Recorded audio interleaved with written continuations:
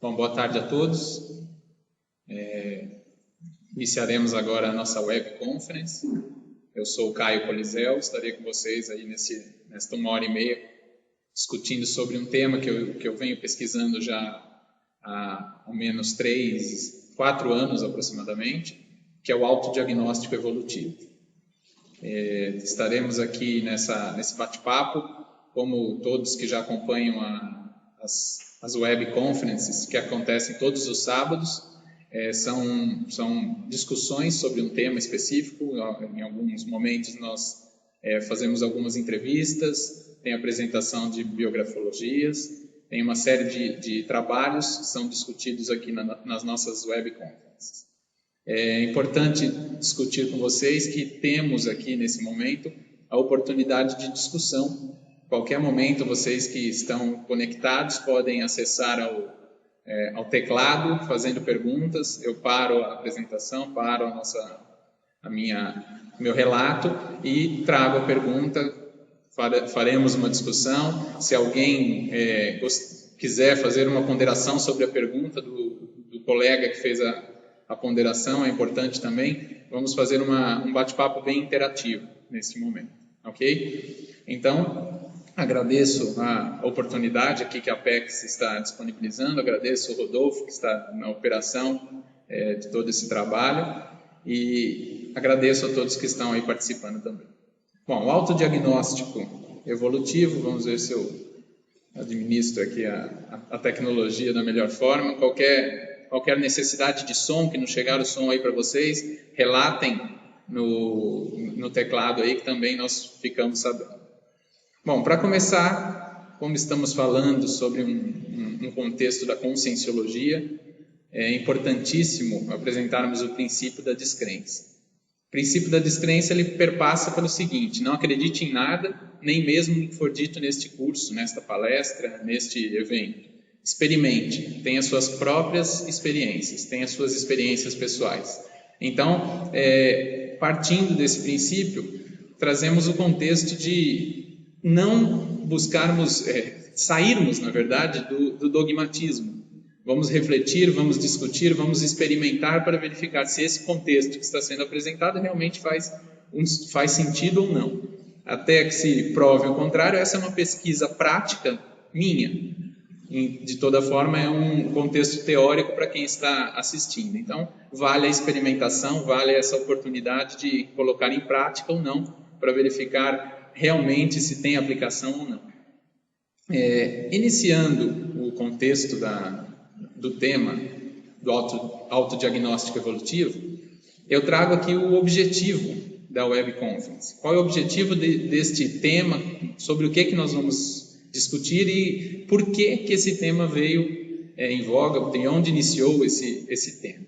Bom, o objetivo é discutir as questões relativas ao diagnóstico da evolução pessoal, possibilitando por meio da autopesquisa e do autoconhecimento, são as duas palavras principais aqui que nós vamos discutir, sem pensar, não querendo aprofundar em autopesquisa, querendo fugir do autoconhecimento, dificilmente vai conseguir tratar sobre esse tema que nós estamos falando aqui hoje.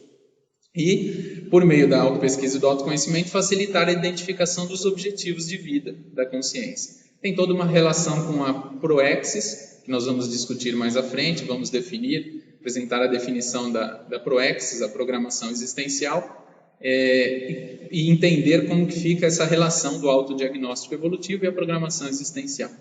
Bom, contextualizando o tema, esse tema surgiu, na verdade ele vem da minha prática profissional. Eu atuo na área educacional e atuo na área de diagnóstico de instituições, também com planejamento estratégico, e eu comecei a perceber que existia uma forma de utilizar a minha prática, o meu dia a dia, trazendo para esse contexto da evolução.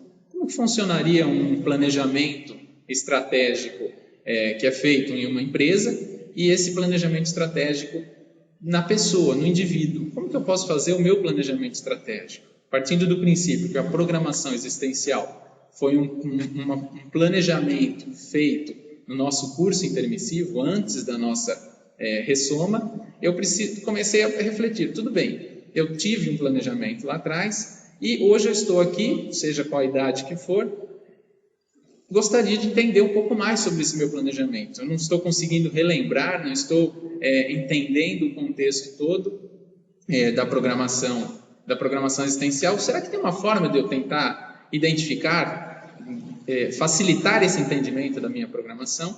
E aí eu comecei a verificar que no contexto convencional, nas empresas, as empresas começaram a perceber que só o planejamento, fazer um planejamento direto, não tinha muito sentido sem fazer um entendimento inicial, sem aprofundar em um diagnóstico anterior. E esse diagnóstico eu comecei a refletir, poxa, seria interessante fazer um diagnóstico com alguns parâmetros. Como que poderia ser isso? E esse estudo foi aprofundando até que em um experimento laboratorial, não sei se todos conhecem, um laboratório chamado Serenário, que eu fiz, é um laboratório de 72 horas, são 3 dias de experimento. Ele hoje só tem no campus da Aracê, no Espírito Santo. Dentro desse laboratório comecei a escrever, começaram a vir ideias e eu descrevi todo um conteúdo para facilitar esse diagnóstico, esse autodiagnóstico sobre a minha evolução. E eu vejo que é um tema que é interessante para que cada um possa se conhecer um pouco mais, aprofundar na autopesquisa, no autoconhecimento. Isso me facilitou bastante e vale a indicação que vocês tentem praticar ou reflitam sobre esse tema se faz sentido a prática ou colocar toda a vivência de vocês em um autodiagnóstico para os próximos passos. É interessante falar que tem aquela máxima, né? Se eu não sei para onde vou, eu não chego a lugar nenhum, ou um outro contexto, se eu estou em São Paulo e desejo ir para o Nordeste, existe um caminho. Se eu estou no Sul e desejo ir para o Nordeste, tem outros caminhos a trilhar. Então é sempre importante eu saber onde eu estou.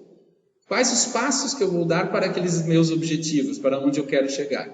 Então é fundamental eu saber fazer esse diagnóstico de onde estou. Então o tema surgiu daí, a ideia inicial, a busca pelo autodiagnóstico, ele surgiu neste momento. Eu trago, então, algumas definições. Uma definição básica do autodiagnóstico, está aí na tela para vocês, provavelmente. É um mapeamento efetuado pela própria consciência, buscando identificar, monitorar e reajustar as questões prioritárias à execução da programação existencial. Então, eu vou fazer um mapeamento, eu mesmo faço um mapeamento, buscando o quê? Identificar e, para um segundo passo, monitorar e reajustar as questões que são prioritárias para a minha execução da programação existencial. Então, é muito individual. Não adianta pensarmos em um autodiagnóstico, um heterodiagnóstico. Neste trabalho aqui, na minha pesquisa, eu verifiquei que um autodiagnóstico, como a programação existencial, ela é individual, não tem... Quem já fez os cursos da Apex já percebeu que a programação existencial é uma questão específica do indivíduo. Também o diagnóstico é algo específico, um autodiagnóstico aprofundando nestas questões prioritárias, que eu trago algumas questões prioritárias da minha percepção. Então, esse diagnóstico também eu saliento aqui, que é um diagnóstico que aprofunda prioritariamente nos contextos desta vida intrafísica. Não estou falando das vidas anteriores, partindo também das questões da conscienciologia, dos aspectos principais da conscienciologia. Discutimos sobre as múltiplas existências. Dentro desta pesquisa, estou falando prioritariamente do contexto desta vida intrafísica. Por que eu falo isso? Temos outros pesquisadores, inclusive uma pesquisadora da Apex, tem até para quem deseja aprofundar, tem algumas questões específicas que ela aprofunda na para-história. Então, eu quero entender um pouco mais sobre Perderam aqui a conexão. Bom, falei do princípio da descrença e estou aqui com a definição. Só mais um minuto, chegando aqui nas definições onde eu estava. Bom, estava falando sobre o autodiagnóstico, sobre essa questão da busca, identificação e monitoramento das questões prioritárias a execução da programação existencial e iniciava uma reflexão sobre que este autodiagnóstico do qual eu estou apresentando, ele é prioritário sobre o contexto desta vida intrafísica. Esta vida intrafísica que a conscienciologia ela trabalha com o contexto das múltiplas existências. Nesta pesquisa especificamente, estou falando do contexto desta vida e é importante salientar que outros pesquisadores, temos até uma pesquisadora da Apex, ela estuda bastante sobre a para-história. Então, uma vez que eu fiz esse autodiagnóstico desta vida e gostaria de aprofundar antes na minha existência anterior, tem uma série de pesquisas já falando sobre isso. Em que contexto que eu vivenciei lá do passado, por que eu tenho alguns traços deste momento.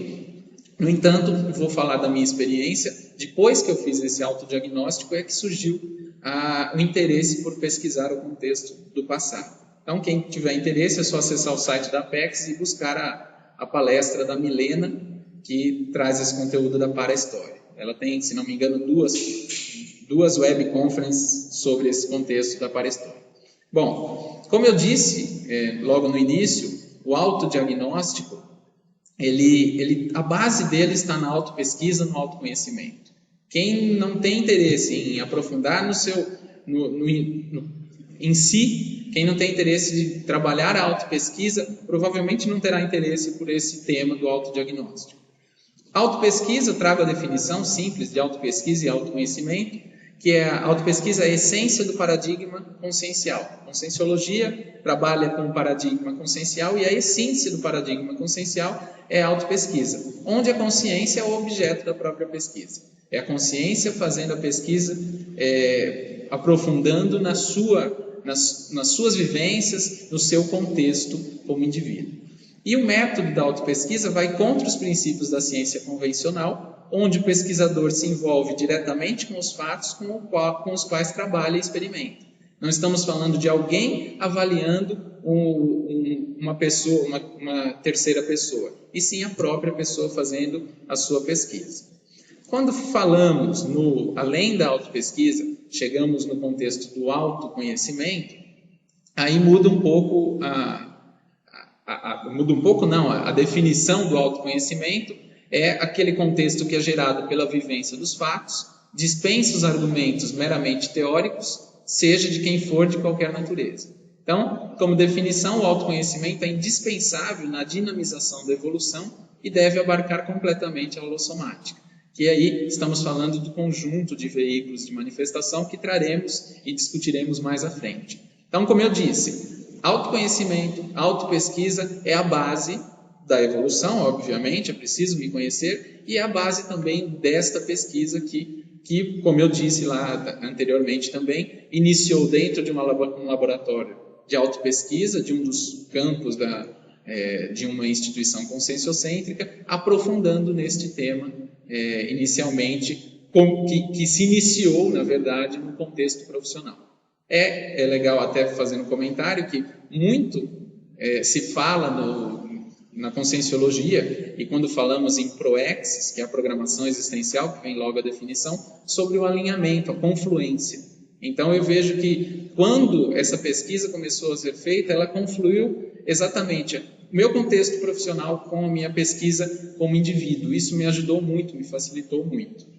Bom, proexis é a programação existencial, está aí a definição, específica de cada pessoa, em sua nova vida nesta dimensão humana, planejada antes de renascer, que é a ressoma, readquiriu um soma, ainda na condição de consciência extrafísica.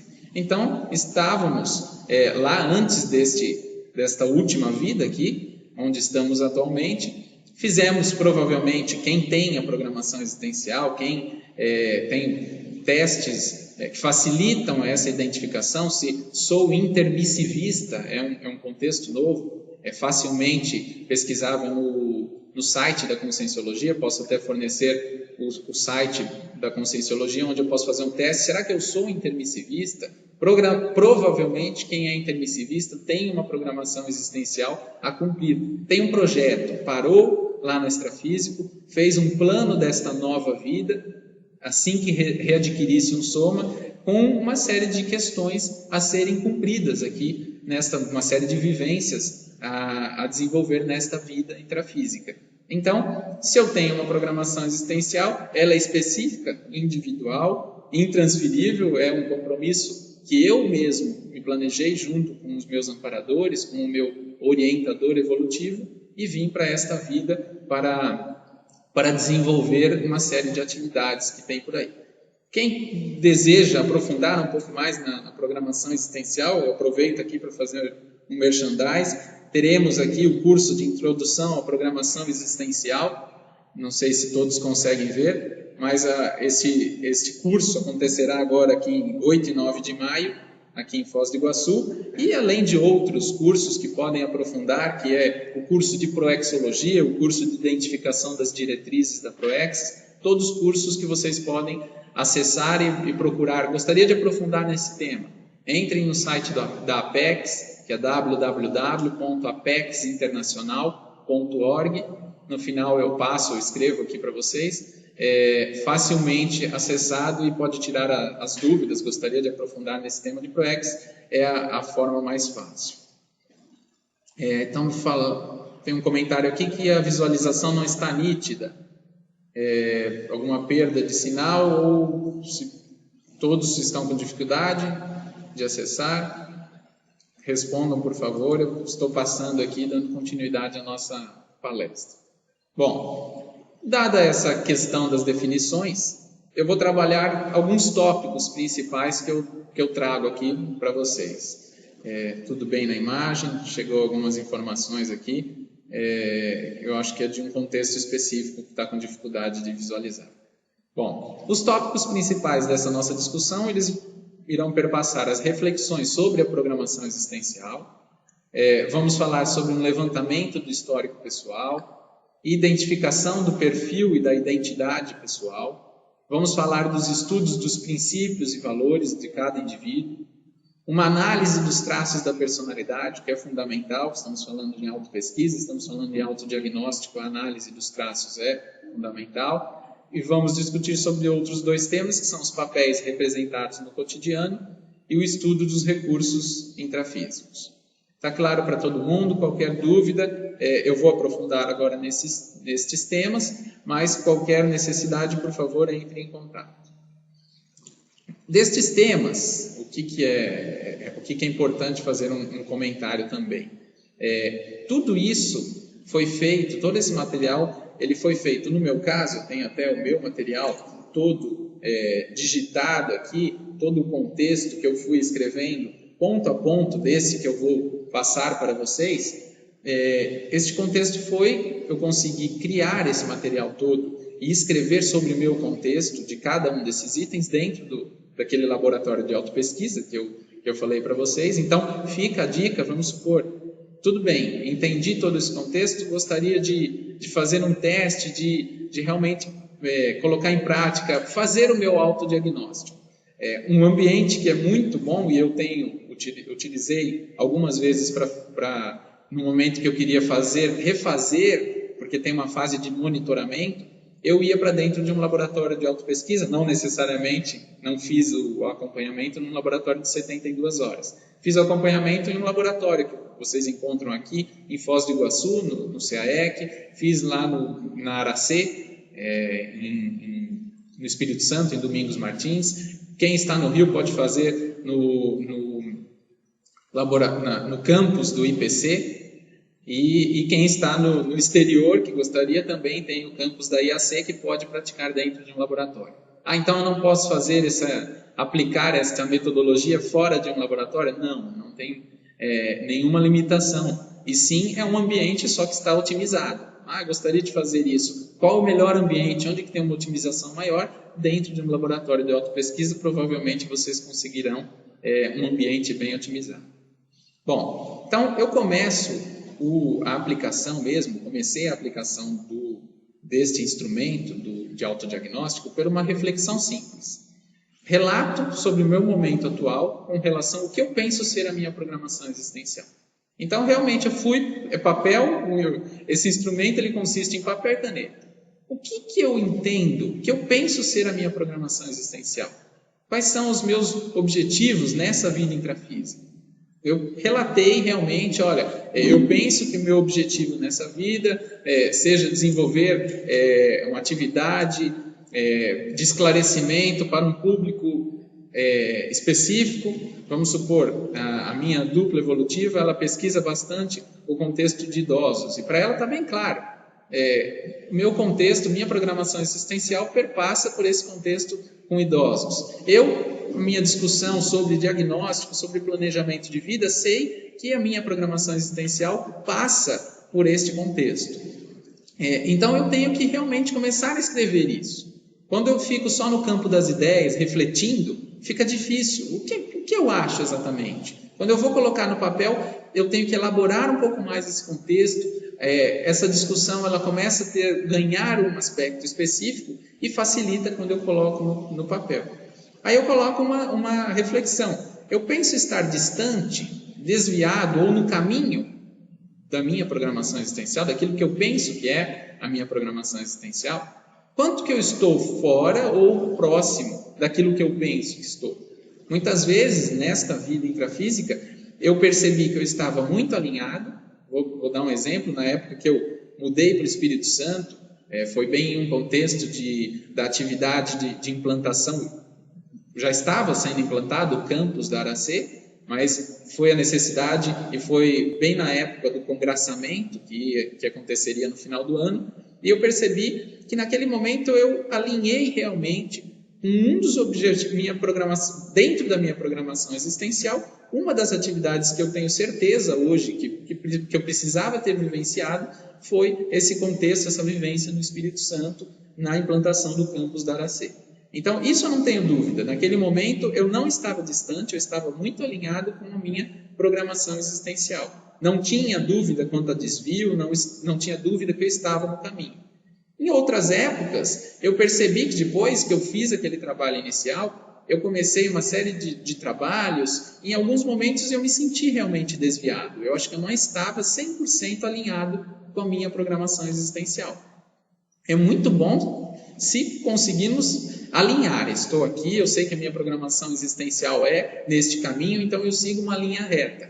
Mas estamos ainda num processo evolutivo e provavelmente iremos, em alguns contextos, sair um pouco dessa linha que nós delineamos antes desta vida, e em alguns contextos eu consigo retomar este alinhamento com a minha programação. Então, qual é o objetivo básico desta reflexão? É discorrer sobre os objetivos quanto a Proexis e quais são os meus próximos passos quanto a Proexis. Eu sei que tem uma pergunta aqui, deixa eu subir um pouco. O autodiagnóstico é o mesmo que a autoconscienciometria? Não, Janaína, tem algumas diferenças básicas. A autoconscienciometria, ela trabalha, vamos pegar o conscienciograma, ele é uma ferramenta muito mais aprofundada em uma série de quesitos específicos. Para quem já acessou o conscienciograma sabe a quantidade, não estou me rememorando aqui o número de questões. O conscienciograma eu fiz algumas ideias básicas do conscienciograma, sim, mas o autodiagnóstico ele traz para uma vivência bem prática, bem do dia a dia, bem da inter-relação no trabalho, bem da inter-relação que eu tenho com a minha família. Eu busco uma questão mais próxima. Eu tentei traduzir o autodiagnóstico para uma linguagem bem próxima ao público que está, que pode completar, e ao público não quem está assistindo, para quem foi desenvolvido, mas para mim, para um facilitador que eu realmente identificasse o quanto eu estou trabalhando em alguns pontos específicos da minha existência. Então, qualquer necessidade, se surgir alguma dúvida, pode refazer a pergunta, mas ele trabalha de uma forma diferente. Deixa eu ver se tem mais alguma pergunta. Não, então eu acho que esclareceu. Como eu disse, eu estou falando em identificação, monitoramento e reajuste das questões prioritárias à execução da Proexis. Então, o autodiagnóstico ele é muito alinhado com a execução da programação existencial. O conscienciograma ele abrange um contexto maior, evolutivo da pessoa por vários aspectos que quem já buscou e estudou um pouco mais o conscienciograma deve ter entendido. Janaína fala que está ok. Então, eu vou caminhar aqui. Depois dessa reflexão sobre Proexis, depois dessa reflexão inicial sobre Proexis, eu iniciei por um levantamento do histórico pessoal. O que é esse levantamento do meu histórico? De novo, papel, caneta, escrevendo. Eu relatei um histórico pessoal que envolvia uma espécie de uma linha do tempo. O que eu tenho de rememoração? Como que foi no meu contexto, e aí eu já trago logo na sequência, uma tabela com as faixas etárias que facilita muito isso. Então, eu até vou passar e já retorno para este slide. Então, essa linha do tempo, o que me facilitou bastante? Esse índice das faixas etárias, que vocês podem encontrar no Homo sapiens reurbanizatus. O professor Valdo, de vez em quando, utiliza esse índice das faixas etárias. Então, eu fui descrevendo. Na minha idade, entre 0 e 2 anos, eu tenho alguma rememoração? Não tenho. Rememoração de 0 a 2 anos. Então, tá bom. Eu busquei junto à minha mãe. Mãe, como que foi dentro desse contexto de 0 a 2 anos? Que tipo de postura eu tinha? Postura, assim, eu lembro um relato da minha mãe, ela fala que eu demorei um pouco mais do que a média das crianças ali. As crianças começam com 9 meses, 1 ano, começam a falar. Eu acho que eu comecei a falar, a ter um desenvolvimento na minha fala com 1 ano e 2 meses, 1 ano e 3 meses. É pouca diferença, mas surgiu até em um momento de que eles pesquisassem. Poxa, por que ele está levando um tempo maior para falar? E depois foram perceber que assim, eles não estimulavam muito a minha fala. Muitas coisas que eu fazia de gestos, eu já era atendido e eu fui acomodando.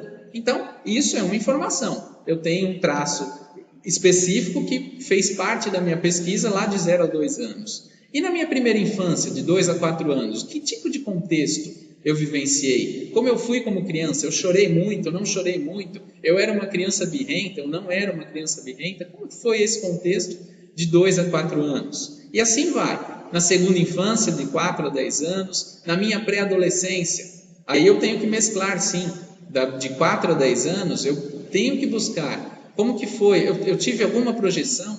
Eu percebia algum contexto específico, multidimensional, já quando criança? Não lembro nos 4 anos, minha mãe pode me esclarecer, também pôde me esclarecer como que eu era. Eu falava muito dos amiguinhos invisíveis, eu conversava muito sozinho. Como que era esse contexto desde a minha infância? E lá, escrevendo, esse tipo de reflexão, ele começa em um relato, começou dentro do laboratório, como eu disse lá no experimento, e depois ele foi ganhando um aspecto maior quando eu saí do laboratório, fui questionar minha mãe, entendi um pouco mais este meu contexto em cada uma dessas faixas etárias. E assim vai. Na pós-adolescência, quando eu passei da pós-adolescência, quando eu cheguei na adultidade, onde eu estou ainda hoje, como que é o meu contexto em cada uma dessas faixas etárias? Simplesmente essas faixas etárias, elas buscam e tentam facilitar o aspecto de identificação, como eu disse, já estou retornando aqui no slide anterior, para a construção dessa linha do tempo. Facilita muito esta faixa etária para essa construção da linha do tempo. Outras questões específicas que podem me ajudar no levantamento do histórico pessoal são os fatos marcantes. O que houve de fato marcante na minha vida? O que me marcou? Foi quando eu ganhei o quê quando criança? Que presente foi relevante que eu lembro até hoje? Que tipo de marca que eu tenho lá da infância, que aquilo... muita gente, na minha época, às vezes eu converso com as pessoas, teve uma moda de consumir, que os pais davam para a gente uma tal de geleia real. Muitos da minha idade, quando eu falo isso, eles lembram. Nossa, eu também passei por isso, eu não gostava nada que meu pai me dava, aquela geleia real. Aquilo marcou para mim. Desde aquele tempo eu sinto algo que eu não gosto lembrar daquele momento onde teve um contexto. Ou para algumas pessoas, meu pai se separou da minha mãe. Que data foi isso? Como eu me senti? Isso tudo é um fator é um fato relevante, um fato marcante que eu posso trazer para esse meu levantamento do histórico. Aonde que eu posso chegar com tudo isso? Vamos caminhando, vamos entender. Alguém pode pensar, tá, mas é livre, eu vou escrevendo? Sim. Nesse momento é trazer tudo que vem de informação. E não será em uma vez só que eu vou conseguir fazer esse levantamento do histórico. Cada vez que eu leio, eu lembro de alguma coisa, de um contexto, a minha primeira namorada, o primeiro momento onde que eu fui morar junto com a minha atual dupla evolutiva, um contexto que eu briguei com o meu pai, ou que eu tenha brigado com a minha irmã, e assim vai. Esses contextos, esses fatos marcantes são importantes para que a gente faça esse levantamento do histórico. Tem uma pergunta aqui que, quando temos um palpite da programação existencial por certa afinidade, como ter certeza de que não seja algo que já tenha realizado em outra vida? Tem alguma técnica? Essa é uma boa pergunta. É o contexto da automimese. Muitas vezes nós percebemos que algumas pessoas vêm com alguns atributos, têm facilidade, muita facilidade para desenvolver uma atividade específica, e isso pode ser sim uma automimese. Eu costumo dizer o seguinte: se esta automimese, por mais que seja, ela primeiro, é assistencial, se ela ajuda pessoas, é um fator. Então é uma automimese que ela não é comprometedora.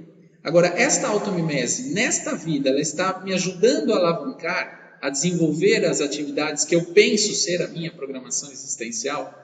Caso ela esteja me ajudando a alavancar, isso daí eu posso seguir, eu posso continuar, mesmo que neste momento eu entenda, pode ser uma automimese. Agora, se ela não está me ajudando a alavancar aquilo que eu entendo que é a minha programação existencial, aí essa automimese eu tenho que pensar duas vezes. Vamos supor, a arte. Muita gente fica na crise quanto à programação existencial porque trabalha com arte.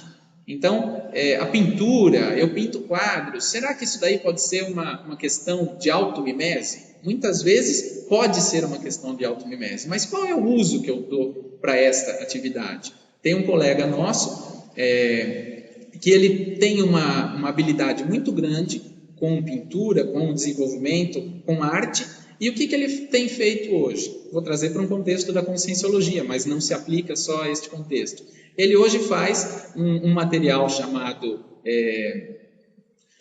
sumiu o nome aqui. Ele faz alguns, como se fossem slides, sobre o contexto da conscienciologia, sobre o aprendizado da conscienciologia, em fotos, em imagens, fazendo uma composição, usando a arte de uma forma assistencial, de esclarecimento, que vai ajudar as pessoas a ampliar o entendimento. Então, essa é uma forma que ele utilizou aquele potencial que ele já tinha, provavelmente ele está trazendo de outra vida esse potencial e aplicando em algo que ele, neste momento, acha que é o mais assistencial, que ele pode utilizar da melhor forma.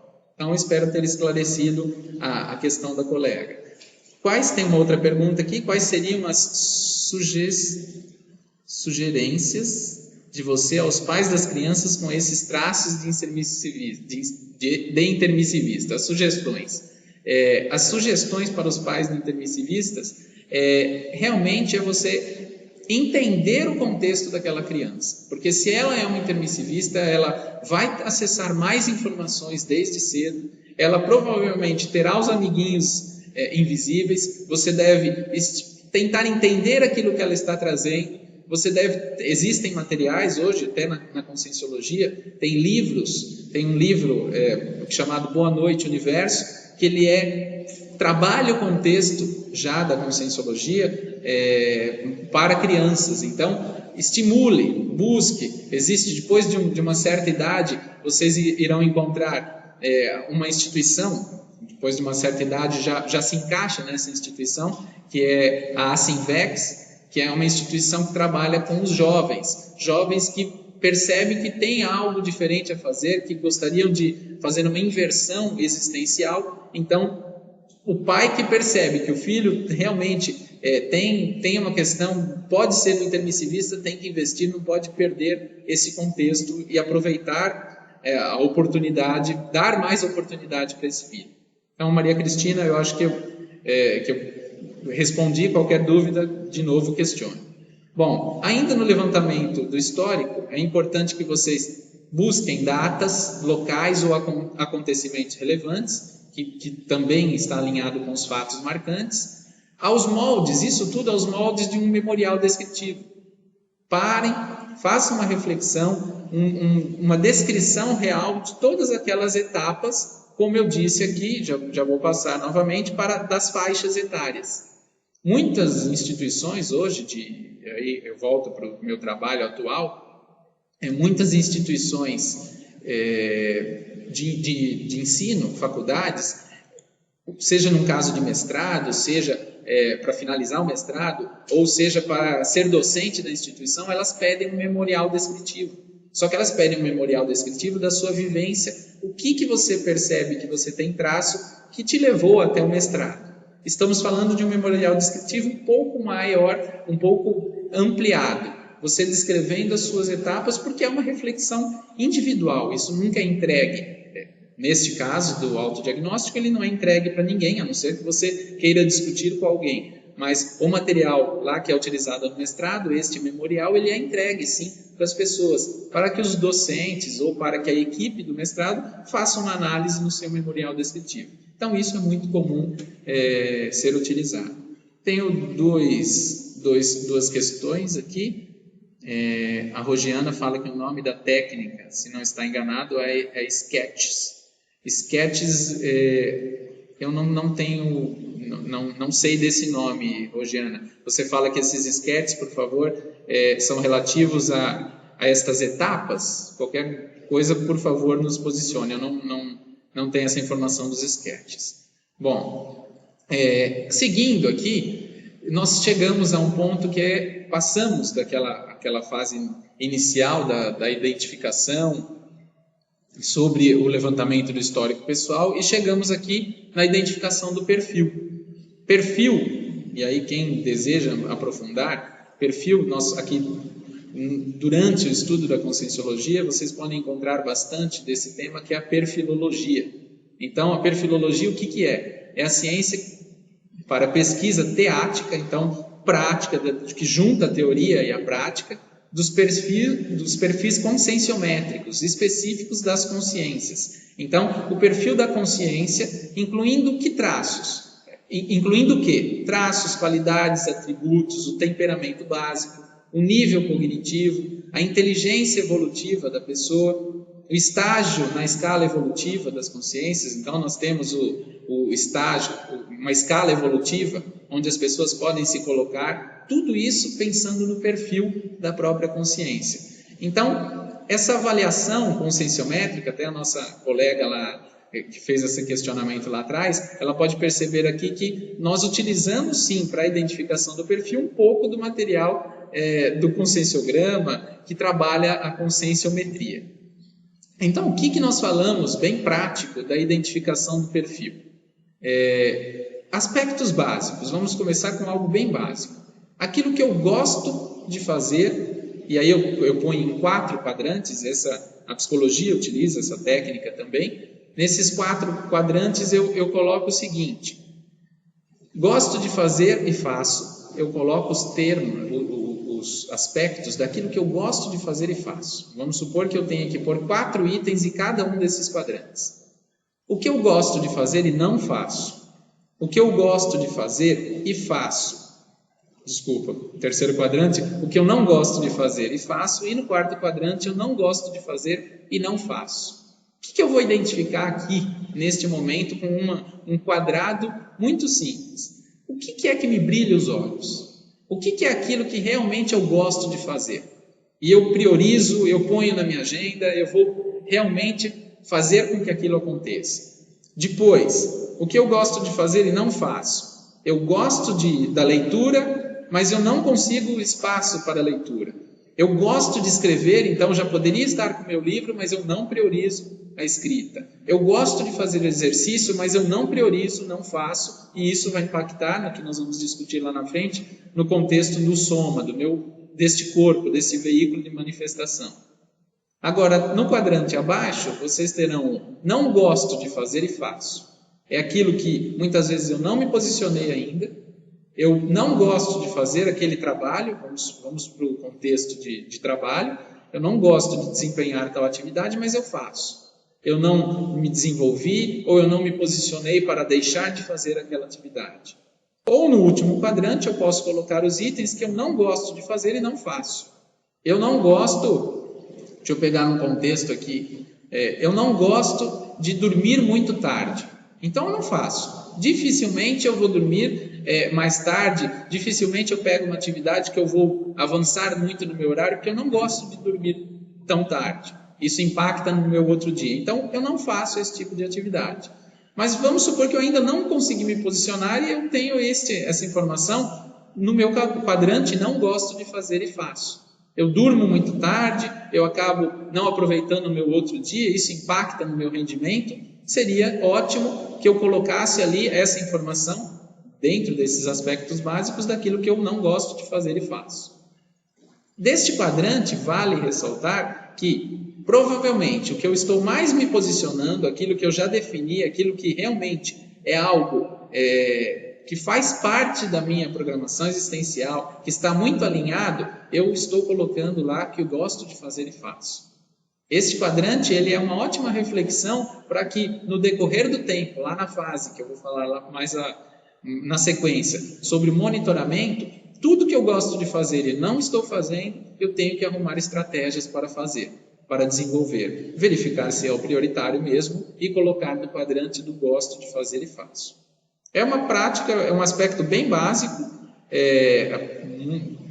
muitas áreas já utilizam esse tipo de reflexão de 4 quadrantes, mas ele ajuda a colocar no papel. Não adianta ficar só refletindo, vocês terão que depois parar e realmente colocar isso no papel, colocando os itens em cada um desses quadrantes. Depois que eu trabalho os aspectos básicos, estamos falando tudo dentro da perfilologia, do perfil pessoal, eu vou fazer uma identificação pessoal, entender a identidade pessoal. Que tipo de vestimenta eu uso?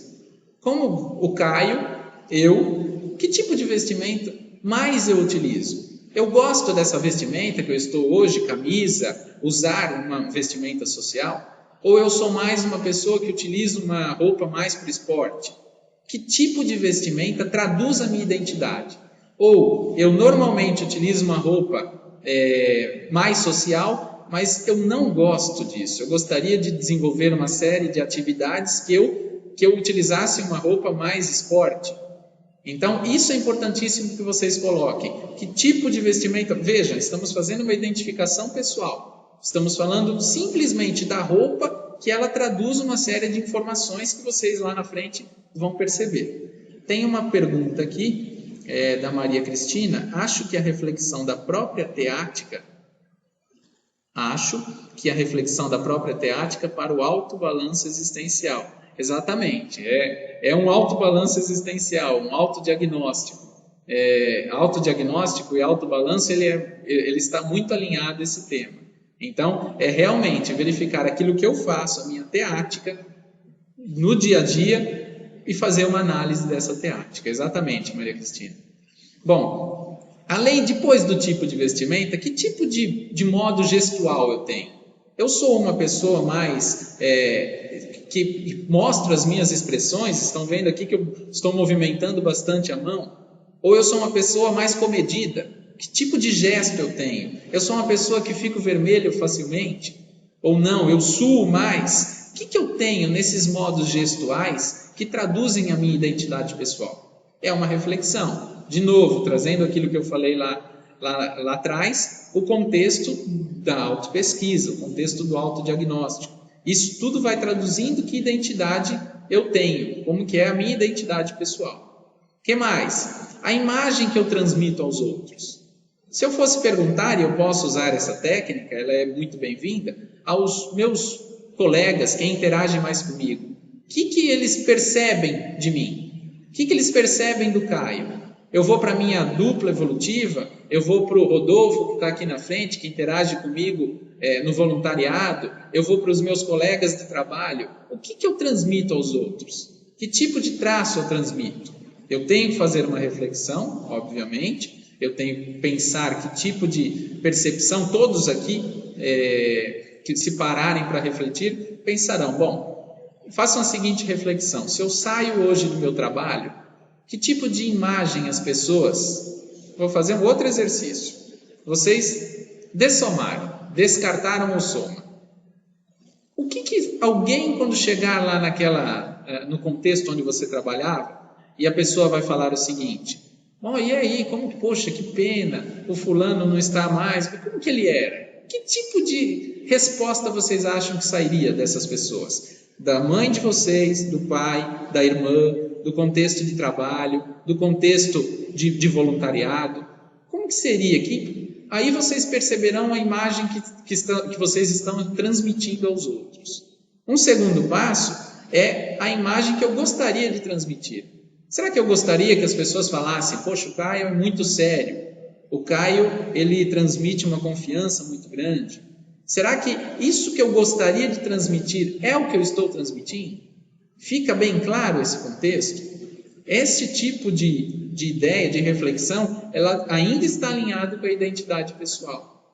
Que tipo de características da minha personalidade? Eu sou uma pessoa mais explosiva? Eu sou uma pessoa mais reflexiva? Eu sou mais sério, introspectivo? Eu sou mais uma pessoa que é desenvolto? Consigo atuar da melhor forma? Tenho uma boa comunicabilidade? Isso tudo, de forma livre, vocês podem, em cada um desses itens, descrever. Tipo de vestimenta, modo gestual, a imagem, o que é transmitido aos outros, e assim vai. Dentro desse contexto, eu estou mapeando a minha identidade pessoal. Não tem nenhum questionamento, ok. Um outro passo, ainda na perfilologia, são os princípios e valores. Quais são os meus princípios? E aí, quando nós falamos princípios, vem um contexto que ele sai um pouco da verdade relativa e vai para aquilo que é absoluto. Nós, na Conscienciologia, nós não trabalhamos com questões absolutas, trabalhamos com a verdade relativa de ponta, o questionamento, o princípio da descrença, mas aquilo que eu como princípio, que proposições que são basilares da minha pessoa, mesmo que de modo provisório, neste momento, mas quais são? E aí nós temos aqui, para quem quiser aprofundar, as cláusulas, ou a cláusula pétrea. Existe um verbete da Conscienciologia, o professor Valdo já discutiu esse verbete, é possível de vocês baixarem, fazerem um download desse conteúdo. A cláusula pétrea, quais são as cláusulas fundamentais que eu tenho como base? Estas cláusulas, disso eu não posso fugir. Eu penso que uma das cláusulas pétreas da minha existência é qual?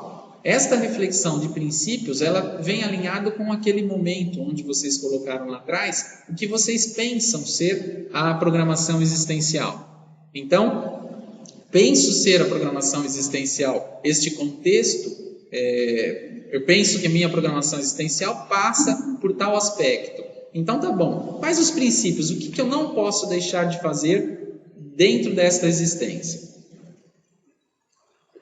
Bom, desenvolvendo, dando continuidade aqui, ainda nesse item princípios e valores, eu trago os valores. Quais são os padrões sociais aceitos ou mantidos por mim? O que para mim é bem visto? Neste momento, nessa reflexão do que é um valor para mim, eu trago uma reflexão interessante, que é o contexto de o que eu tenho preconceito? O que é um padrão que eu aceito na sociedade? Eu tenho que tipo de preconceito? Nesse momento eu vou verificar o que é um valor para mim, que tipo de postura eu espero das pessoas. Eu espero que as pessoas sejam como eu sou. Eu espero que essa forma como eu sou, será que é a melhor forma? É uma reflexão. Mas eu vou descrever o que eu almejo, o que eu vislumbro que as pessoas, de que forma eu vislumbro que as pessoas atuem. É uma ótima forma de fazer uma reflexão e eu vou enxergar muitos preconceitos neste momento de reflexão.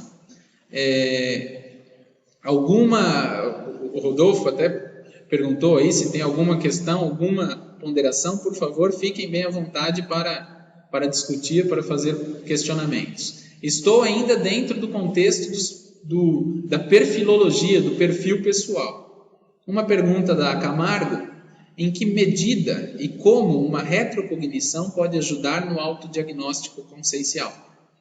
Camargo, como eu disse lá no começo, esta pesquisa, o meu objetivo principal não foi trabalhar com o contexto de outras existências, mas logo à frente eu vou trazer o contexto de público-alvo, qual é o público-alvo extrafísico que eu atendo, e a retrocognição ela pode sim me ajudar muito no autodiagnóstico. Porque se eu tenho retrocognições, provavelmente eu posso verificar um traço que eu trouxe de outra vida, eu posso identificar, chegamos aqui inclusive no item análise dos traços, será que a minha postura rígida que eu tenho hoje, ou minha postura calma, ela é retrato ou reflexo de uma vivência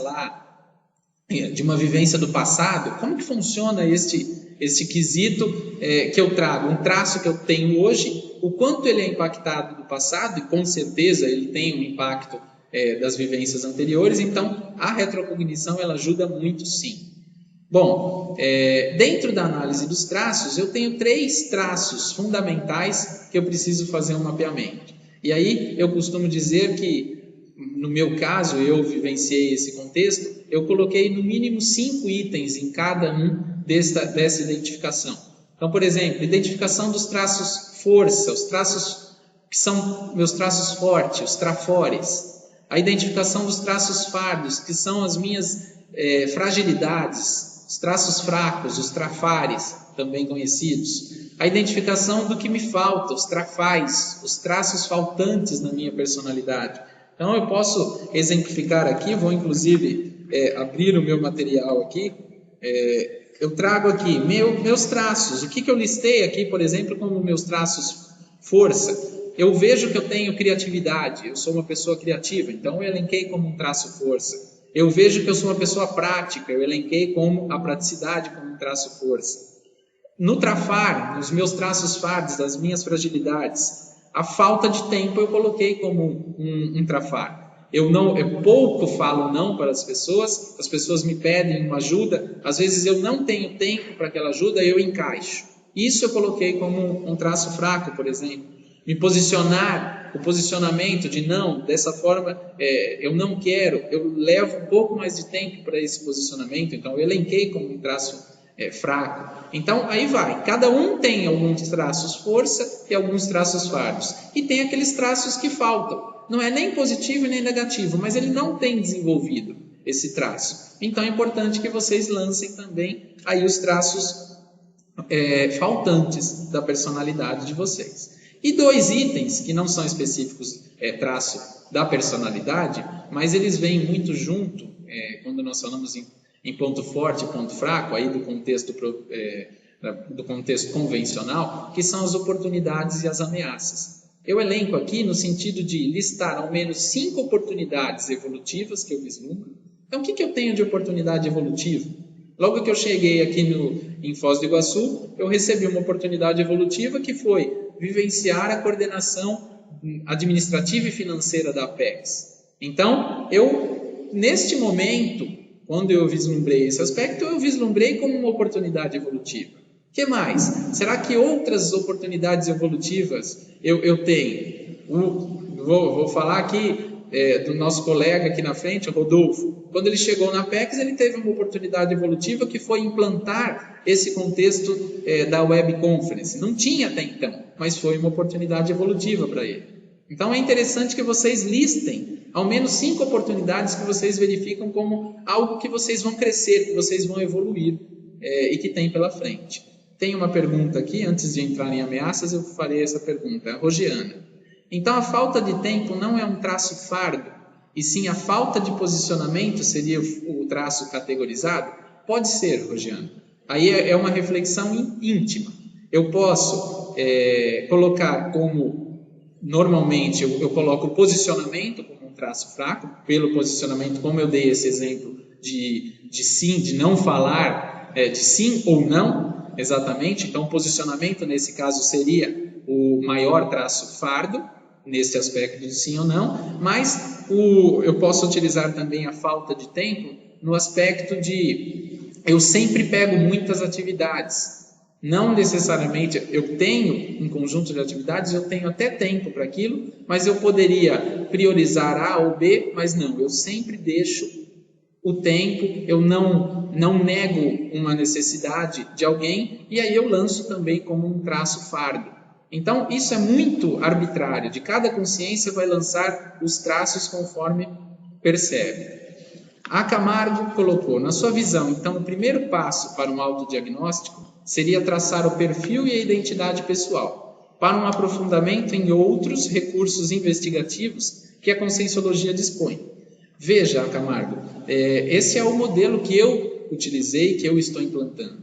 Você vai perceber que mais à frente eu vou tratar dos meios para o atingimento da Proexis, dos recursos necessários. Então, esta é a forma como eu identifiquei e que para mim vem funcionando. Então, também eu vou responder da mesma forma como eu falei para a Rogiane, é arbitrário. É uma forma que eu encontrei. Esta ferramenta que eu estou utilizando hoje, ela vem me atendendo sim para fazer esse mapeamento, para fazer esse autodiagnóstico. Agora, tem outros recursos investigativos, como você dispôs, que realmente podem ser muito bem utilizados no contexto do autodiagnóstico. Bom, a Rosicler fala se eu acho que o Enneagrama pode ajudar a Consciem no autoconhecimento. Sim. Qualquer ferramenta que eu busque, que eu aprofunde na minha individualidade, ela facilita, sim, o autoconhecimento. Isso é muito útil, utilizar as ferramentas que vocês têm, que vocês acessaram, e se provavelmente foi acessado por vocês, é porque vocês têm nível para responder aquilo, para aprofundar no autoconhecimento. O Antônio Ribeiro disse se eu acredito que podemos identificar mais de um caminho ou Proexis a partir destas investigações. Sim, Antônio, é importante que essa investigação ela me trouxe uma série de reflexões. No final, eu faço até um questionamento no sentido da programação existencial e me facilitou muito, porque eu fui aprofundando tema a tema, fui identificando o que é um traço que é presente, esse traço que foi desenvolvido lá na minha infância, por isso que eu falo das faixas etárias. Então, é uma ferramenta que tem me ajudado. Não estou falando que com essa ferramenta vocês conseguirão identificar a programação existencial, mas é um mapeamento que facilita dentro desse contexto. A Rosicler me pergunta se o Enneagrama traça perfis com seus trafores e trafares. Ok, que segue a resposta sobre o conteúdo do Enneagrama e o traçar de perfis. Para finalizar esse nosso slide, eu também, além de oportunidades, falamos de oportunidades, é importante discutir sobre as ameaças. Ao menos 5 ameaças que você percebe como impeditivo ao cumprimento da sua programação existencial. Então, às vezes, eu tenho um contexto, estou com um trabalho específico, e eu tenho tempo, estou com disponibilidade para voluntariar, estou com disponibilidade para desenvolver uma série de atividades, e de repente eu recebo uma proposta de emprego que pode ser uma ameaça para a minha programação existencial. Eu vou para um emprego onde anteriormente eu tenho um trabalho que em 5 dias da semana eu trabalho 6 horas por dia, e aí de repente eu vou para um trabalho que eu não tenho uma diferença expressiva, que não vai me ajudar realmente, não irá impactar no futuro em fazer um pé de meia, em desenvolver outras atividades, e vai tomar mais o meu tempo. Então é importante vocês listarem as ameaças que podem vir, que podem ser itens que desviem do seu cumprimento da programação existencial. Então, este contexto das ameaças ao cumprimento da programação existencial, ele vem neste alinhamento. Agora eu entro em um contexto dos papéis representados. Relatar, e aí vai mais autorreflexão. Relatar os diversos egos. Alguns exemplos. Por exemplo, eu coloquei aqui quais são os diversos papéis que eu represento na sociedade. Então, eu sou professor universitário, eu sou consultor empresarial, eu sou empresário, eu sou professor de Conscienciologia, eu sou voluntário de uma instituição conscienciocêntrica, eu sou um partícipe de dupla evolutiva, eu sou filho, eu sou pesquisador. Em cada um desses itens, eu tenho que relatar como é que eu me porto como professor universitário. Eu sou uma pessoa querida, as pessoas gostam da minha pessoa como professor universitário? Que tipo de perfil eu tenho? Eu sou mais rígido? Eu tenho um perfil que eu prefiro que a pessoa reprove? Ou eu sou mais bonzinho, eu aprovo todo mundo como professor universitário? Como consultor, que tipo de desempenho eu tenho? Eu sou mais uma pessoa que tenho empatia com o cliente? Ou eu sou mais uma pessoa que sou apto à cobrança, a ficar na parte contábil da empresa, atuando como consultor na parte contábil? Isso se aplica também como empresário. Como professor de conscienciologia, eu sou mais incisivo nas minhas posturas? Ou eu deixo mais a pessoa falar e às vezes acabo não me posicionando? Ou eu me posiciono frente a uma ponderação de um aluno? Em cada um desses itens vale uma boa reflexão.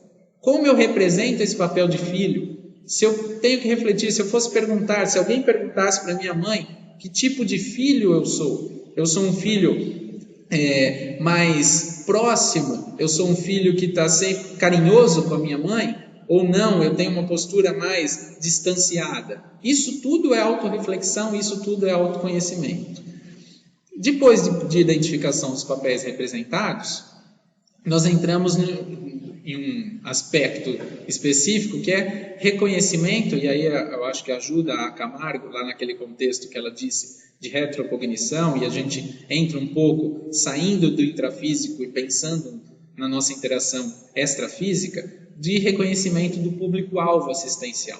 O professor Valdo ele discute em um verbete também o público-alvo assistencial, e nós temos duas ferramentas muito boas para fazer esse levantamento, que é o Homo sapiens reurbanizatus e o Homo sapiens pacíficos.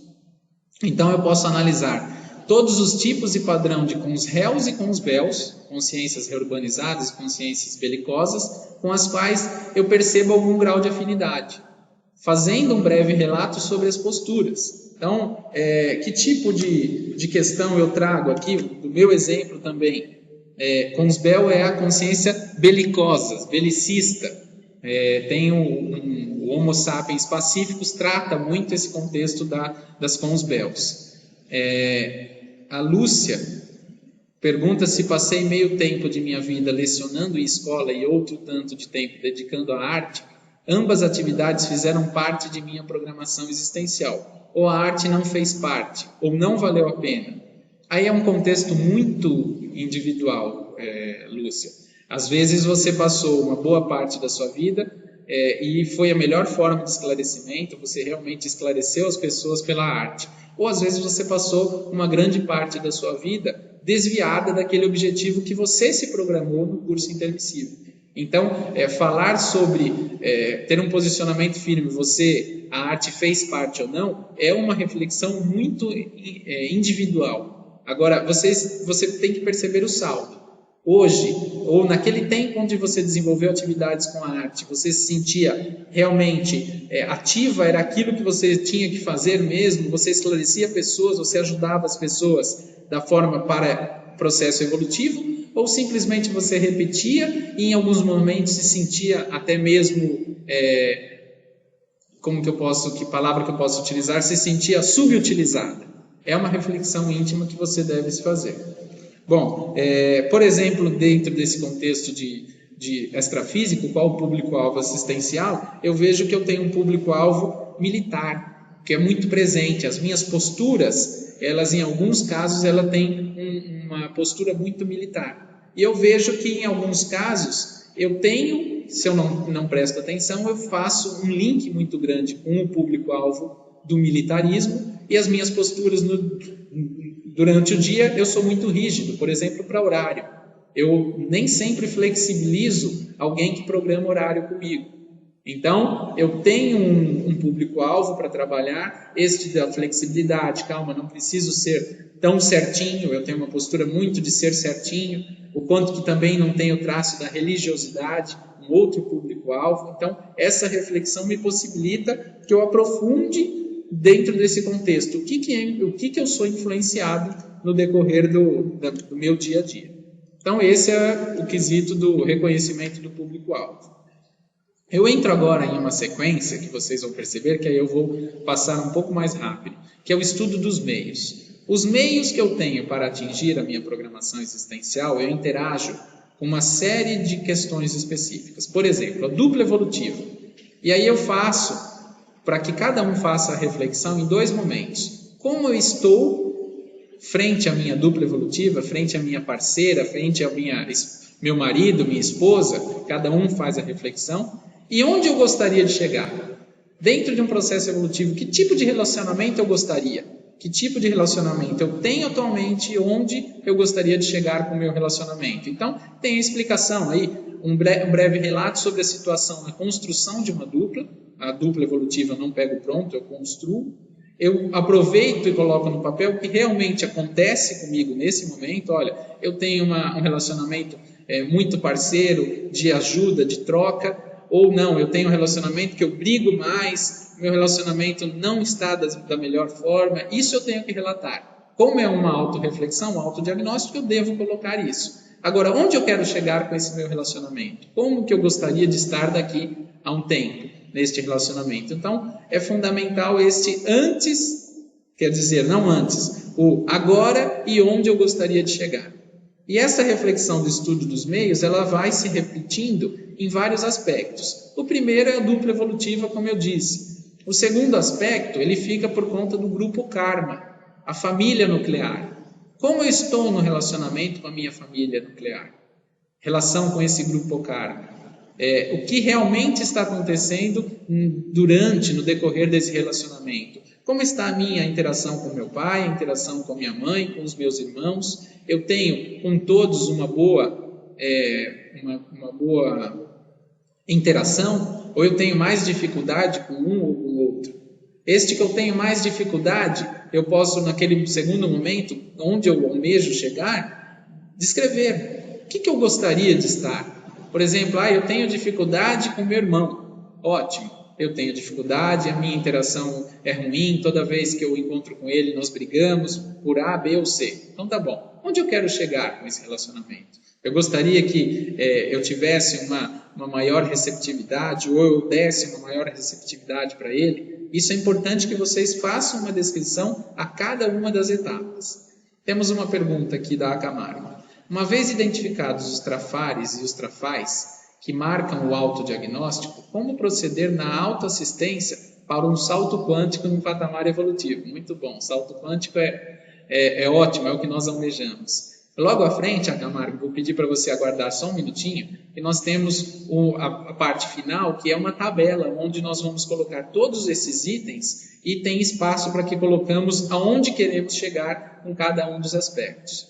Se eu depois não responder, me pergunte de novo, mas a ideia é que realmente possamos atingir esse salto quântico, é o objetivo sim desse instrumento. O terceiro estudo do meio, um outro meio para o atingimento da programação existencial e que eu busco aprofundar, é o grupo evolutivo. Fazer um relato da nossa relação com o nosso grupo evolutivo, aquele grupo que é o meu grupo de evolução, são os voluntários da instituição, ou é o meu ambiente de trabalho que eu considero aquele ambiente como um grupo evolutivo.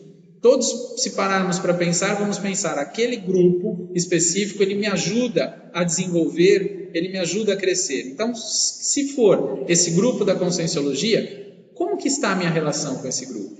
É uma relação boa? Eu tenho boa afinidade com as pessoas? Ou, e no segundo momento, onde que eu gostaria de chegar? Eu gostaria de ser uma pessoa fácil de lidar. Hoje eu tenho algumas dificuldades de interação, mas eu gostaria de melhorar o aspecto. Eu tenho discutido muito, eu tenho sempre dado contra em alguns aspectos, ou eu nunca dou contra, eu precisava me posicionar mais. Cada um dos pontos dentro dessa discussão sobre o grupo evolutivo. Outro aspecto do estudo do meio é quanto aos meus amigos e colegas. Fazer um relato da sua relação com os amigos, colegas. Eu tenho amigos? Não tenho? Quantos amigos? Que tipo de amigo eu tenho? Eu tenho somente colegas, eu não tenho nenhum amigo do peito que eu consigo discutir, que eu consigo trocar ideias. Como que está isso? Teve um momento que eu estava no Espírito Santo e eu percebi que por uma fase, por 6 meses da minha vida, eu estava com poucos amigos realmente. A minha disponibilidade para para ampliar o meu nível de coleguismo, de amigos, ele estava pequeno. Eu realmente tive que parar e refletir sobre isso. Como que eu posso investir em criar, realmente conseguir novos amigos, desenvolver? Eu percebi que eu estava muito introspectivo e evitando até uma certa interação por um traço que eu estava vivenciando e que é um traço de personalidade da introspecção. Às vezes eu fico mais na introspecção e esse é um indicador de como nós estamos com esse momento de abrindo, refletindo, tendo mais amigos, interagindo com mais pessoas, ou se eu estou simplesmente fechado aos meus amigos. E como eu gostaria, onde eu quero chegar com um nível de amizade, o que eu vejo que é um nível de amizade. Bom, ainda nos estudos do meio, a questão da profissão, questão profissional. Como eu estou hoje, meu momento atual, minha profissão, eu até coloco que é interessante aprofundar bastante nesse relato, trazendo os aspectos. Não esquecer de refletir nas aspirações profissionais, onde que eu estou, meu objetivo, onde que está muito distante meu objetivo, para quando eu chegar na hora de onde eu quero chegar, no aspecto de onde eu almejo alcançar, eu discorrer sobre aonde eu realmente gostaria de chegar. Hoje, eu atuo como consultor, eu atuo 4 dias da semana com atividades constantes. Então tá bom, se hoje eu atuo dessa forma, eu quero chegar aonde? Eu quero continuar como consultor de instituições de educação superior? Eu quero, mas eu gostaria de reduzir os dias. Como eu faço para isso? Quais os traços? O que eu preciso desenvolver para chegar lá? A Maria Cristina fez a pergunta: com o grupo evolutivo gostaria de chegar à Proexis grupal? Ótimo! Realmente é no grupo evolutivo que nós alcançamos a Proexis grupal. Falamos muito isso aqui no grupo da Conscienciologia. A CCCI, a Comunidade Conscienciológica Cosmoética Internacional, através das pessoas, de cada um que compõe esse grupo evolutivo, como nós conseguiremos atingir a nossa Proexis grupal. Bom, quanto à profissão e trabalho, é este quesito de o momento onde eu estou e onde eu quero chegar. Gostaria de diminuir a quantidade de trabalho, gostaria de ampliar, preciso de uma remuneração maior, já vamos falar da questão financeira, então esses são os aspectos no quesito do trabalho. E as GESCONs, para quem não conhece, são as gestações conscienciais. Eu tenho que relatar quais gestões eu já tenho até o presente momento. Então, o que seria isso? Que GESCONs? Eu já escrevi um artigo, eu já escrevi um livro, o professor Valdo faz essa pergunta muito, cadê o livro? Eu já participei, eu considero a construção, a fase que eu atuei lá no Espírito Santo, na Aracê, a parte de construção dos laboratórios em qual eu me envolvi, como uma gestação consciencial. Tenho certeza que aquele momento, as construções que nós fizemos, o que nós deixamos lá, foi uma gestação consciencial minha também e de outros. Agora, e quantos artigos? Eu já tenho alguns artigos que eu escrevi. Quantos foram? Isso é muito bom para a gente fazer um mapeamento de quantas gestações conscienciais eu tenho e aonde eu quero chegar. Quais publicações, quais cursos também, pode ser uma gestação consciencial. Então, isso tudo faz parte dessa análise, que é um estudo do meio para o atingimento da programação existencial. Aí, saindo, ainda faltou o último item do estudo dos meios, que é a TENEPS. Eu pratico TENEPS. Como está a minha TENEPS atualmente? Existe um nível assistencial interessante ou não percebo nada na minha TENEPS? Que curso eu poderia fazer para perceber mais a minha TENEPS? A minha TENEPS ela é mais energética, a minha TENEPS ela é mais ideias, porque tem diferença, o professor Valdo já falou muito isso, tem vídeos explicando esse contexto da TENEPS, então é uma reflexão sobre a tarefa energética pessoal, que é a prática da TENEPS. E onde eu quero chegar? Como que eu gostaria que a minha tarefa energética pessoal, diária, estivesse daqui a um tempo? E que eu almejo nesta sequência. Chegando agora nos recursos envolvidos, para que eu atinja a minha programação existencial, eu tenho alguns recursos envolvidos. Então, eu tenho o soma, os meus veículos de manifestação. É o soma, esse corpo físico, eu tenho o energossoma, o mental soma, o psicossoma, eu já falo logo à frente. Como está cada um desses recursos? O meu soma está em dia? Eu faço exame? Eu estou me alimentando bem? Minha higiene pessoal? Eu acompanho frequentemente fazendo avaliações médicas, odontológicas? Como que está o meu veículo hoje? E onde eu quero chegar? Eu gostaria de fazer 4 vezes por semana exercício físico? Então tá lá, tenho que pôr isso como objetivo, como meta. Quais os aspectos que envolvem esse recurso fundamental para o cumprimento da minha programação existencial? O segundo recurso é o contexto do energossoma. Dentro do energossoma, eu tenho que fazer a reflexão sobre as condições e o meu desempenho bioenergético. A instalação do estado vibracional, o equilíbrio bioenergético, a minha percepção extrafísica, como que se encontra esse meu veículo de manifestação, que é o energossoma, que é esse meu corpo energético. Dentro ainda do contexto das bioenergias, poderíamos fazer uma reflexão que eu não trouxe atrás, como que está o meu parapsiquismo, minha percepção extrafísica. O trabalho das bioenergias, ele facilita a percepção parapsíquica. Então, como eu estou neste contexto e onde eu quero chegar, o que eu quero alcançar dentro desse contexto bioenergético.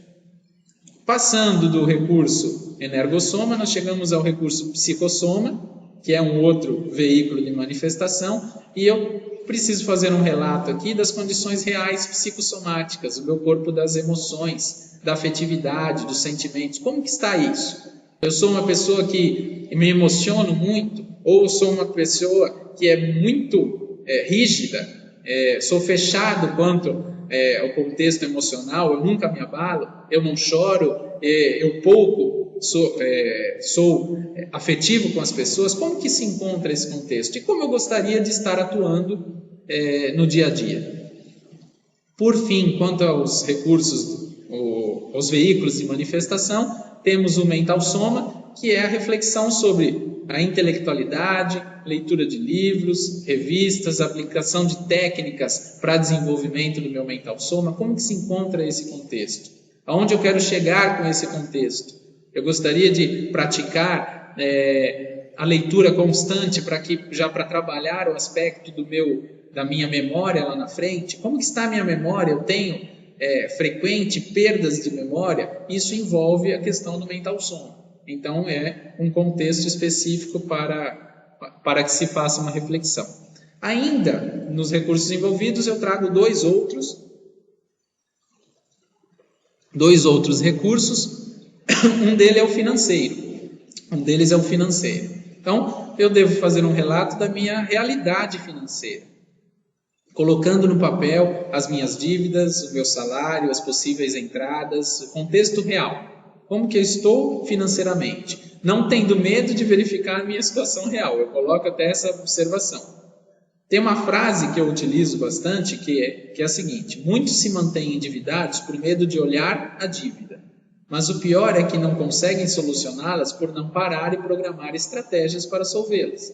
Então, se eu não paro para refletir, discutir sobre o meu endividamento, provavelmente eu não vou conseguir resolver esse endividamento.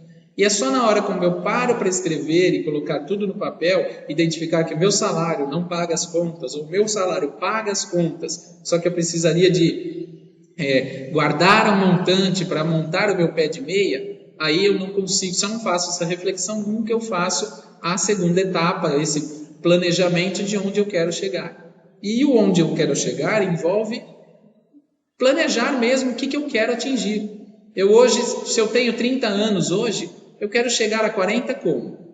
Eu quero já ter a minha independência financeira, eu quero já chegar aos 40 com o meu carro comprado, com o meu apartamento comprado, eu quero a minha independência financeira, eu quero fazer o meu pé de meia. Muito se fala de pé de meia, mas existe um cálculo bem simples para que façamos um pé de meia. Por exemplo, se eu quero parar de trabalhar e viver somente de rendimentos, eu tenho que fazer a seguinte conta. Se eu quero viver com uma média, eu gasto uma média de R$3.000 por mês, então eu sei que as minhas despesas ficam em R$3.000 por mês. Eu multiplico esse montante de R$3.000 por mês vezes um ano, então vezes 12 meses, e depois eu faço a seguinte multiplicação, vezes 20. Então eu tenho que ter guardado, aplicado 20 vezes o quanto eu gasto em um ano. Quando eu tiver esse montante guardado 20 vezes o que eu gasto em um ano, eu conseguirei o meu pé de meia. Aí eu posso realmente parar de trabalhar, que eu terei o meu rendimento de R$3.000 até uma média aí de vida de 80 anos. Então essa é uma conta básica. Para quem precisa de um montante de R$3.000, então se tiver 720 mil reais aplicado, ou 1 milhão, melhor ainda, já pode parar de trabalhar, que já tem o seu pé de meia. Não estou falando que todos devem ou não parar de trabalhar, não é o quesito, o aspecto não é esse, mas quando tem esse montante já realmente conseguiu atingir o pé de meia, sendo que esse valor eu falei para um montante de R$3.000 por mês, se a pessoa realmente vive com os R$3.000 por mês. Então esse é o recurso envolvido. O último recurso envolvido é o tempo. O que eu estou fazendo com o meu recurso tempo? Porque é um recurso. Ele tem uma quantidade disponível. Como que é o meu dia, minha semana, meu mês? Como que eu estou gastando o meu tempo? Está bem aplicado? Eu tenho horário para o trabalho, eu tenho horário para o exercício físico, eu tenho horário para o voluntariado. Como que está isso dividido? Até aqui na Apex existe o CAPEX, que é o setor, um sistema de atendimento ao voluntário. Quem quiser participar, não precisa ser voluntário, mas vocês podem participar do CAPEX, que é um momento onde 2 voluntários da Apex sentam com você para discutir sobre o seu contexto de agenda, seu contexto de planejamento diário, planejamento mensal. Isso tudo pode ser discutido através do CAPEX. Então, com base em todas essas discussões, recursos envolvidos, eu percebi que eu gero uma série de informações que eu preciso monitorá-la. Eu acho que agora eu consigo chegar no aspecto da Camargo, que falou lá atrás. Eu utilizo essa ferramenta aqui de monitoramento, que cada um dos itens, eu tenho o item. Então, vamos lá que eu coloco o que eu gosto de fazer, ou o que eu gosto de fazer e não faço, por exemplo. Eu tenho que listar um plano para deixar de fazer o que eu não gosto e realmente pôr em prática aquilo que eu gosto. Quais pessoas são envolvidas? Digamos que eu não gosto de trabalhar como professor universitário, digamos. Eu gosto muito de trabalhar como professor. É só um exemplo. Quais recursos, quem são os envolvidos? Nesse contexto sou eu envolvido. É uma definição minha. Mas vamos supor que dentro de casa eu não goste de lavar louça. Está lá um item, lavar louça. Estou usando um exemplo bem básico. Quem são os envolvidos? No mínimo, a minha dupla evolutiva. Em que prazo eu gostaria de deixar de lavar louça, se for o exemplo? Mas aí se aplica a todos os casos específicos. Desculpem. Todos os casos específicos daquele item que eu gosto de fazer e faço, que eu gosto de fazer e não faço, e assim como cada um desses itens. Quais são os meus traços força? O que é positivo em mim? O que eu preciso fazer para manter esses traços? Quem são as pessoas envolvidas? Em que prazo eu quero desenvolver isso? Quais são os meus traços fracos? Aí sim, quais ações eu preciso desenvolver para isso? E assim vai. Trafores, trafares, as oportunidades, todos os itens que vocês lançaram. Depois, quem quiser praticar esse instrumento, pode baixar da internet, pode realmente colocar esses itens em prática. Vocês podem fazer para cada um daqueles itens. A dupla evolutiva, a minha parceira. O que eu preciso fazer? Olha, já não dá mais para eu ter essa postura de sempre brigar com a minha dupla. O que eu preciso? O envolvido é a dupla. Em que prazo eu quero mudar esse meu perfil de discussão? Eu gostaria de ter um ambiente mais assistencial, mais parceiro dentro de casa. E assim vai, para todos os itens. Eu tenho o meu material aqui, que eu faço, essa foi a primeira versão do material, eu acho que não dá para visualizar, mas nem é o interesse que vocês façam a leitura, essa é uma prática minha, e que eu faço de tempo em tempo, eu faço uma verificação. Trouxe até aqui a caneta, para vocês verificarem que eu vou fazendo um acompanhamento de que se estes envolvidos e se esse prazo está sendo cumprido, que ajuste eu preciso fazer no decorrer. E eu, de novo, eu utilizo muitos laboratórios da Conscienciologia para fazer isso. Entro para o laboratório, levo essa minha planilha e faço uma análise como estava no último momento, quando eu fiz a análise, e o que eu preciso fazer para os próximos passos, o próximo prazo que eu mesmo vou me dar. Então, aqui eu consigo finalizar essa ferramenta do autodiagnóstico. Tenho todo um conteúdo escrito aqui. Se alguém se interessar, quiser utilizar essa ferramenta na prática, pode até me mandar um e-mail, eu mando essa sequência de dados para que vocês preencham. Mas, digo, é uma pesquisa minha, eu ponho até aqui na consideração final que o autodiagnóstico, este autodiagnóstico são as minhas questões prioritárias que facilitam a execução da programação existencial. Agora, eu gostaria de fazer o seguinte questionamento: quais são as suas questões prioritárias facilitadoras à execução da programação existencial? O que é prioritário para você? Que tipo de aspecto específico vocês precisam utilizar, estudar para facilitar a execução da programação existencial? Então, esse todo é um autodiagnóstico, é a minha pesquisa. Espero ter esclarecido.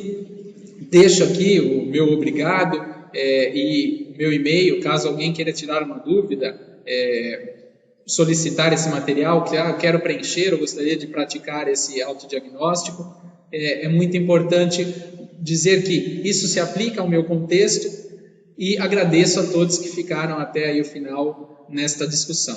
Gostaria de aproveitar esse momento para falar da próxima web conference, que será no próximo sábado. É a web conference da Beatriz Tênios, de Porto Alegre. Vai falar sobre o Código Pessoal de Cosmoética e Proexis. É um tema muito interessante, muito alinhado com isso tudo que nós discutimos. Agradeço de novo a participação de vocês, Rodolfo, agradeço, e um abraço a todos, até a próxima. Obrigado.